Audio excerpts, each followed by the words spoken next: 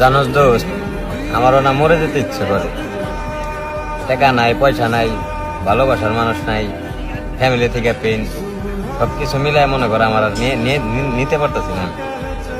মানে দুনিয়াটা মনে করে যে আর সহজ মনে হইতেছে না।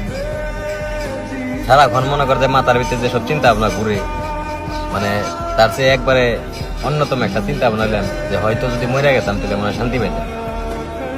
কিন্তু তারপরে মনে কর যে একটা দিনের অপেক্ষা করে বাইসে থাকি, মনরে মনে করতে খালি একটা কথা কয়ে সান্ত্বনা দিই যে একদিন না একদিন মনে করতে সবকিছুর সমাধান হইব, বা 1000 দিনে না হইতে একদিনে হয়তো সবকিছু কমপ্লিট হইব। এইসব চিন্তা ভাবনা করে মনে করে সবকিছু দাঁতে কামড়তে মনে কর সহ্য করতেছে। তারপরও তো আল্লাহ ভালো জানে। তবে আমি মনে করি আত্মহত্যা যদি দোস্ত মহাপাপ না হইতো তাহলে আমার মতো বহুত পোলাবান মনে কর যে এইসব পেন না নিয়ে না মরে গেত না।